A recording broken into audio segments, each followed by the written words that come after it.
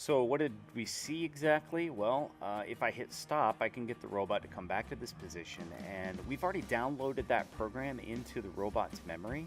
So here on the brick, we can see that there's a program called program. If I want to run that again, all I have to do is hit the gray button and the robot will drive forward a short distance. So why is the robot driving forward and why is it going straight? Well, let's take a look at the program that we wrote. So all that we did to get this program was drag this block up out of the bottom section. And this is called the drive steering block. And the reason that we call that the drive steering block is that we basically can tell the robot, I want you to go to the left by moving this little steering slider right here. So to get this, I just click on the 0 and I can move it to the left or I could move it to the right. So if I want a left turn, I'm going to move it to the left, and that's actually giving it a number value of -75. So anything to the left is a negative number, the middle straight is 0, and anything to the right is a positive number.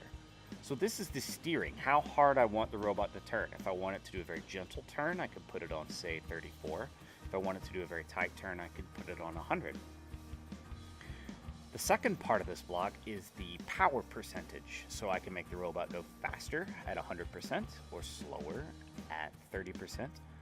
Or I could have it go backwards by using negative numbers. So -44% would be backwards at 44% power. The last, I'm going to reset that to where it was.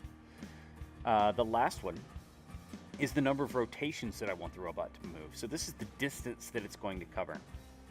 By default, it's set to 1 rotation. So rotation is 1 turn of the wheels all the way around, 1 complete turn of the wheel.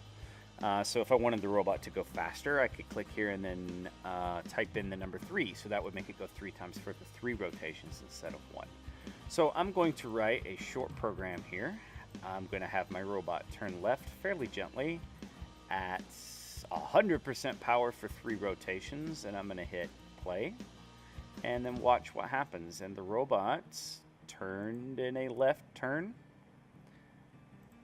and drove forward a little bit at the same time. All right, so I will experiment with this and let's make it a tight turn instead and see what that does.